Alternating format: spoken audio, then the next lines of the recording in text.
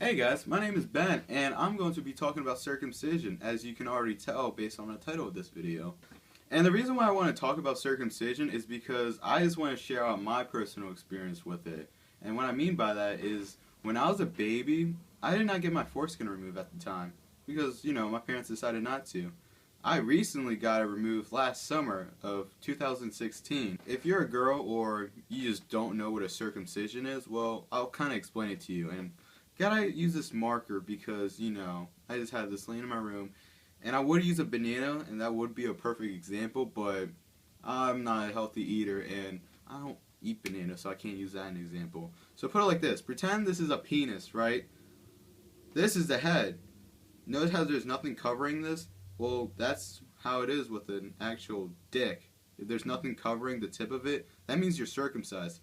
See this cap right here? This is going to the marker. There's something covering the tip of this marker.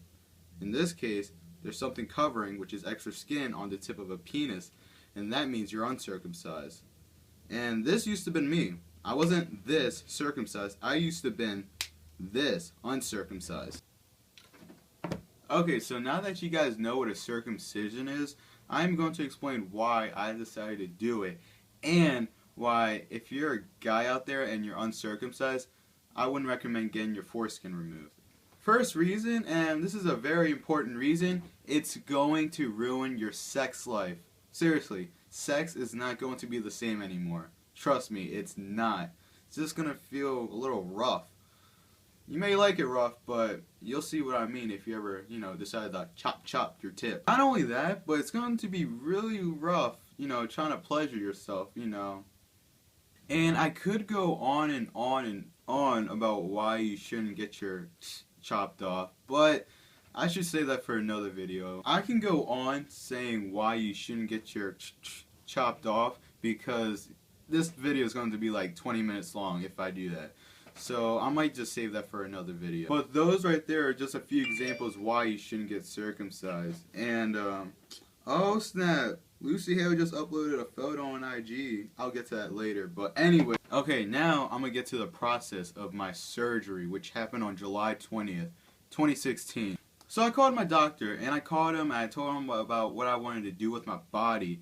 And he told me that, he doesn't do that himself. You gotta find somebody who specializes in that, which I did, and he gave me the number for it.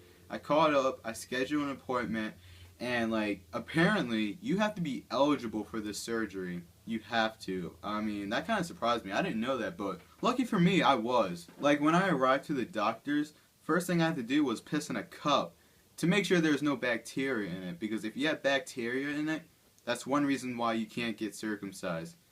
Which, there is no bacteria in my piss. Another reason, the second reason, is if you got your foreskin infected, which that is pretty disgusting because that means you don't pull back in the shower and dick cheese. That's disgusting. Anyways, I did not have that because I know better to pull back my skin when I'm in the shower. And then third, another reason why you have to schedule an appointment is because the doctor has to see how much of the skin he's going to cut off, so it can heal properly, because you're going to get a lot of stitches, and whew, my gosh, that shit hurt. So at the end of the appointment I had with my doctor, he told me that I can get circumcised if I wanted to. So we scheduled an appointment. I told him yes, on July 20th will be the day I get to have my last words with my foreskins.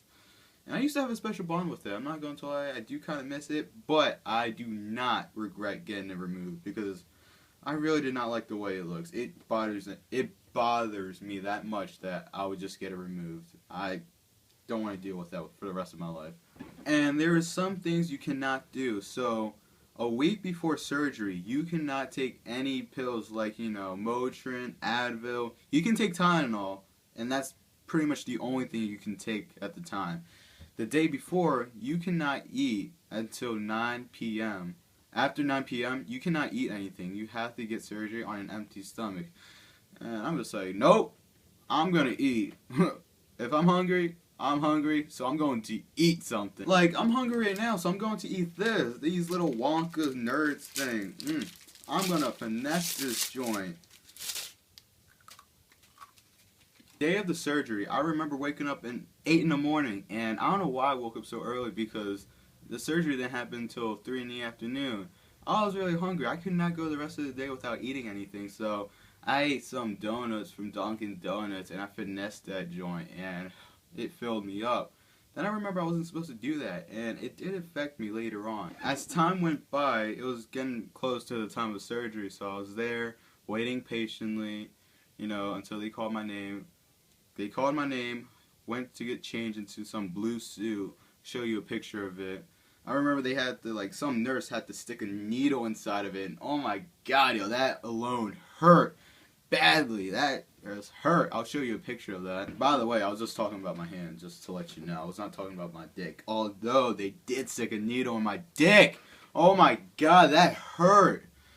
I'll get to that in a moment. Then, the moment of truth, I refused to take anesthesia. I did not want to be put to sleep because the insurance would not cover that. They would cover, everything else but the anesthesia. And the price was $150, and I was like, I am not paying for that. I'd rather sit down and deal with the pain. Which I did, and it did not end so well. So here's what happened. The doctor told me to look away, lay back, relax myself, don't, worry about this and things like that, trying to calm me down, which I was at first, until the doctor stick out the needle. He was just, remember this little marker I used for an example? Well, put it like this. It was literally, whoa, the needle went inside of my dick, and the needle was long. That's a bad example. It was long. It was like, the stuff you'd be seeing in the movies. That just went inside.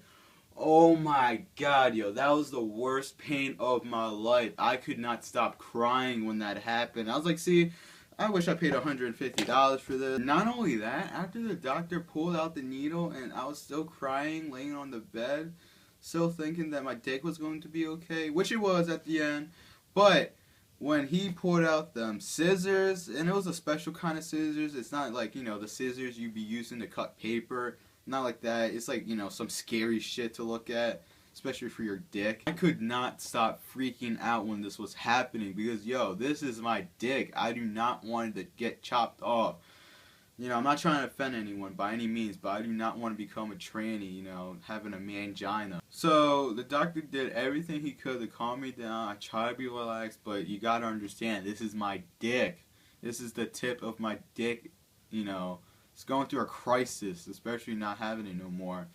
And I passed out, I had a panic attack, I pretty much put myself to sleep, and then I couldn't really do anything because, I was knocked to sleep, so I don't remember what happened, but apparently the doctor had to press the emergency button. I don't really know how to explain it. It looked like an emergency button, something that you shouldn't be pressing unless it's really an emergency, which in this case he had to press it because I would not calm down. He told me what happened. He was cool about it. He wasn't mad at me. It was just something that I should have, listened to him from the start, So then, after everything was done, the doctor had a talk with me. He just told me that a month after, on August 20th, I would have to go back to make sure, everything healed properly, despite the fact what just happened to me. And then, after that, I just went home, went straight to bed. Oh my gosh, it was too painful. When I woke up, the pain went away. It was gone completely, and thank God it was gone. So a month after, as me going through pain, putting Vaseline on every 5 minutes, taking pills, the doctor prescribed me. It sucked, it was painful, I hated it, but I think it was worth it at the end. But when I went back to the same place, that whole disaster happened, they had a new nurse, and oh my god, yo, that nurse was hot as hell, yo. I wish I'd done this a month later, because she'd probably be the one to stick that needle in my hand, and I wouldn't mind if it was her, because she was pretty hot. Anyways, the doctor told me that everything was good, everything was okay, nothing to worry about. We shook hands, and I left the office, and that's pretty much it. That's what happened to my dick last summer. Thanks for watching. Don't forget to like and subscribe.